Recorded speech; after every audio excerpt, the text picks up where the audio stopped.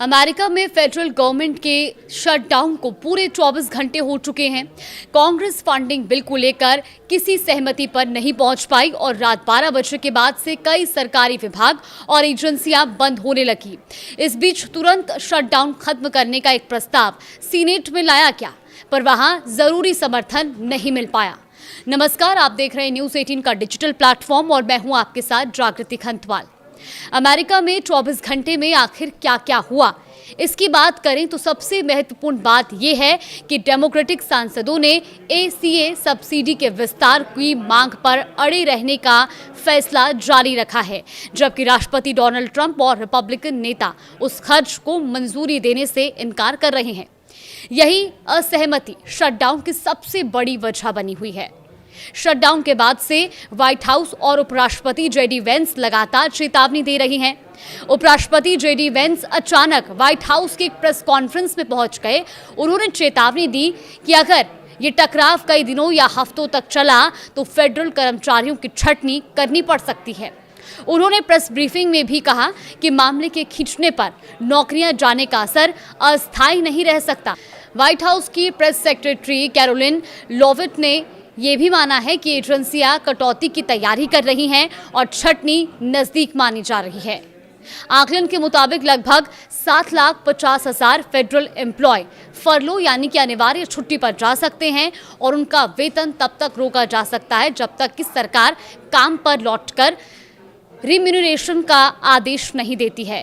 कई आवश्यक कर्मचारी जैसे कि सैन्यकर्मी, एयर ट्रैफिक कंट्रोलर और बॉर्डर एजेंट ड्यूटी करते रहेंगे, पर वो कुछ समय के लिए बिना वेतन के काम कर सकते हैं। हालांकि शटडाउन को लेकर FBI एजेंट्स एसोसिएशन और अन्य सुरक्षा समूहों ने चेतावनी दी कि इससे जांच, निगरानी और फॉरेंसिक कार्य प्रभावित हो सकते हैं। उनका ये भी कहना है कि संसाधन कम होने से आतंकवाद, ड्रग तस्करी और साइबर खतरों से निपटना भी मुश्किल होगा। इसीलिए कई शीर्ष सुरक्षा अधिकारी और संघों ने शटडाउन को राष्ट्रीय सुरक्षा का मसला करार दिया है। ट्रंप ने शटडाउन को एक मौका बताया। वो डेमोक्रेटिक प्रोजेक्ट्स और सरकारी खर्च कटौती कर सकेंगे, तो वहीं विपक्ष ने रिपब्लिकनों पर आरोप लगाया कि वो ही इस संकट के जिम्मेदार हैं। जनता में भी सवाल बने हुए हैं।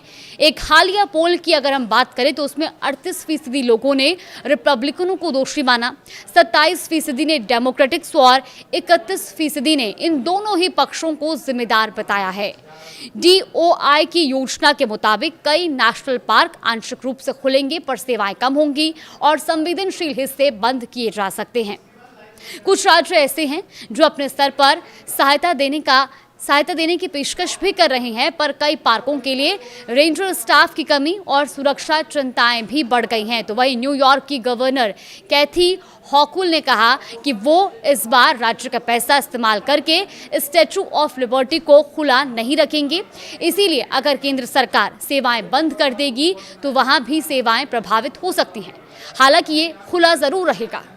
नेशनल गार्ड के कुछ हिस्से जिन्हें पोलैंड और अन्य शहरों में तैनात किया जा सकता है, वो ड्यूटी पर रिपोर्ट करेंगे, पर उनकी तनख्वाह शटडाउन खत्म होने तक रोकी जा सकती है। यानी वो काम करेंगे पर उन्हें पेमेंट देरी से मिलेगी। DHS का कहना है कि जटिल वित्तीय कामों के बीच में CPB यानी कि custom and border protection tariff revenue बटोरना जारी रखेगा, ताकि व्यापार और सीमा प्रक्रियाओं में पूरी तरह से रुकावट ना आए। हालांकि स्टाफ की कमी से ये प्रक्रियाएं धीमी जरूर हो सकती हैं। कांग्रेस के दोनों सदन आगे बहस करेंगे, पर सीनेट में 60 वोट चाहिए थे, जो इस बार नहीं जुट पा रहे। अगर डील नहीं बनी तो शटडाउन लंबा चल सकता है और इसका असर महीनों तक देखने के लिए मिलेगा, जिससे सीधा असर लोगों की सैलरी में देरी, सरकारी सेवाओं में कटौती और राष्ट्रीय सुरक्षा कार्रवाइयों पर दबाव होगा। फिलहाल देश और दुनिया की तमाम बड़ी खबरों के लिए देखते रहिए न्यूज़ 18।